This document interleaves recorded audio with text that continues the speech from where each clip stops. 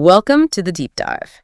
Today, we're embarking on a fascinating exploration into the very origins of a story many of you know well, the early life and intellectual stirrings of Victor Frankenstein. You, our listener, pointed us towards excerpts from Chapter 2 of Mary Shelley's Frankenstein, and, well, we thought it was a brilliant choice. Absolutely. Our mission today is to really understand what shaped young Victor's almost, insatiable desire for knowledge and those initial sparks that ignited his unique path. Yeah, it's quite a rich piece of text you've shared.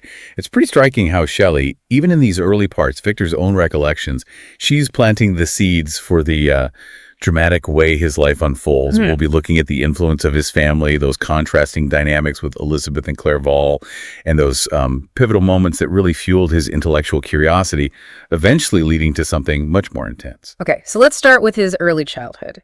From Victor's viewpoint, it sounds quite harmonious, actually, especially his connection with Elizabeth. He talks about this deep understanding between them, even though their personalities were, well, pretty different.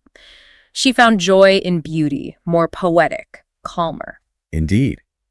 Elizabeth's appreciation for the magnificent appearances of things, it really stands out when you contrast it with Victor's need to get at the underlying causes. Yeah. He says himself he saw the world as a secret which I desired to divine. This deep-seated curiosity, this earnest research to learn the hidden laws of nature. It's one of his earliest memories, and it's really a defining thing about him from a young age. And it wasn't just Elizabeth. He mentions his younger brother arriving, the family settling in Geneva, and their campaign on Lake Geneva. It sounds like a fairly sheltered upbringing. That's a great point. This somewhat, secluded environment might have actually helped foster that intense focus, letting his intellectual side develop without lots of broader social distractions. He also mentioned preferring close friends, specifically highlighting his bonds with Henry Clerval. Here's another really interesting contrast. Right, Clerval. Clerval was drawn to chivalry, romance, what Victor calls the moral relations of things, while Victor's passions were already deeply into natural philosophy, the secrets of heaven and earth.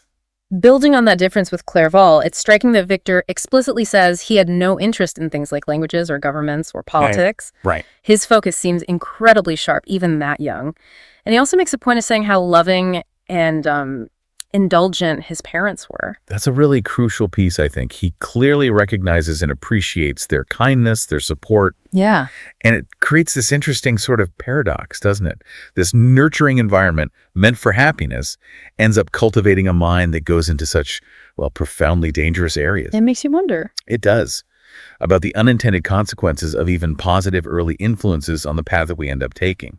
So this intense desire to learn specifically about the natural world, that was a constant for him. Oh, definitely. He says his passions weren't for typical kid stuff, but for this eager desire to learn. And like you said, Clerval was more about the moral relations of things, wanting to be a benefactor of humanity. Exactly. Clerval's goals were, outward looking, focused on society, heroism.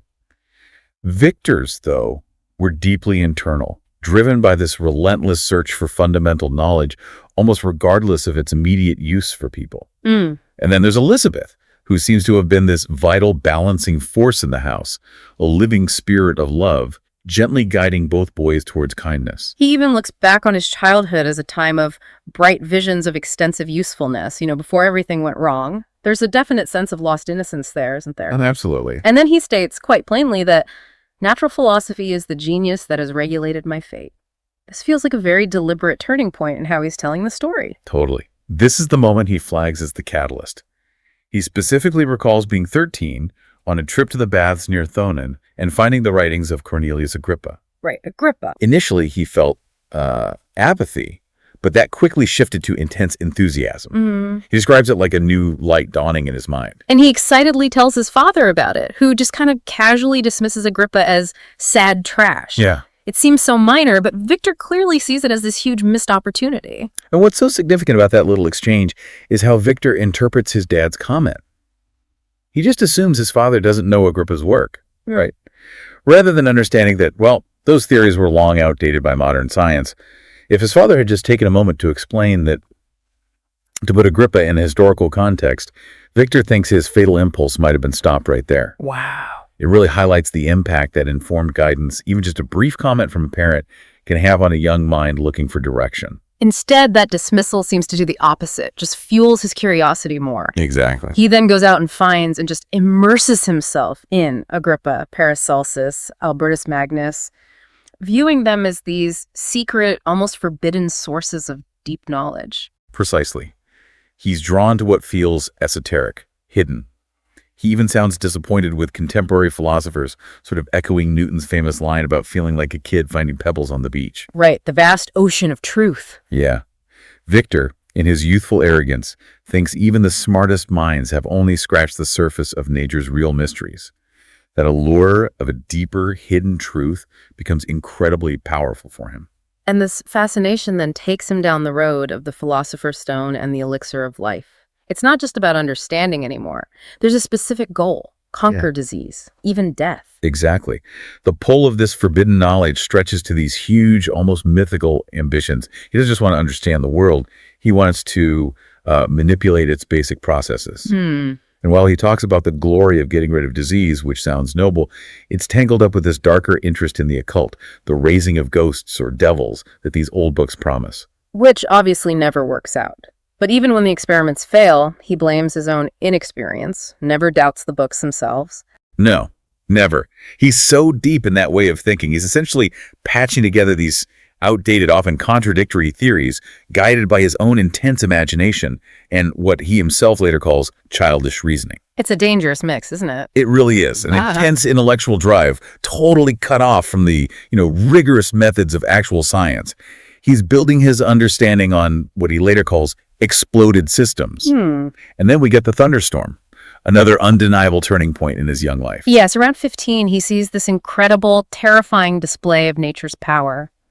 An oak tree near their house in Bellerive gets struck by lightning and just obliterated, reduced to thin ribbons of wood, he says. It's such a visceral image. It is.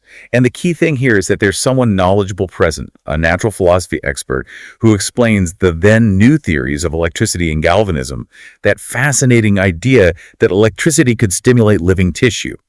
This explanation hits Victor hard immediately. Suddenly, the mystical stuff from Agrippa, Magnus, Paracelsus, it just seems weak compared to this tangible, scientific explanation for such a powerful event. He has this sudden, intense disillusionment with his old studies, calls natural history and all its progeny a deformed and abortive creation. It's a complete, really dramatic intellectual U-turn. It's quite a stark shift, yeah. He then turns to mathematics, seeing it as built on secure foundations, logic, proof. It's almost like a pendulum swinging from what he now sees as baseless fantasy to the solid certainty of math. He even wonders if this sudden change was maybe his guardian angel intervening, a last chance to steer him away from disaster. And for a while, he finds tranquility and gladness of soul in these new studies. But as the narrator foreshadows with this sense of, tragic inevitability, that turning point doesn't stick. Destiny, Victor reflects, with its immutable laws, was still heading towards his utter and terrible destruction. It really brings up a central theme in Shelley's book, free will versus fate, right? And whether early mistakes can just lock you onto a path, even if you try to change course later. So as you can see, our listener, Victor's early curiosity, which started broad, very quickly zeroed in on understanding the basic forces of nature. Seemingly small things, even casual moments like his father's comment about Agrippa, had huge unintended consequences, kind of nudging him along. Definitely. The allure of hidden, what he thought was forbidden, knowledge was incredibly powerful, especially when set against his youthful view of established science as maybe superficial. And even a big shift, like turning to mathematics, wasn't enough to completely change the tragic path he was ultimately on. And thinking about Victor's formative journey, it really raises an important question for you listening.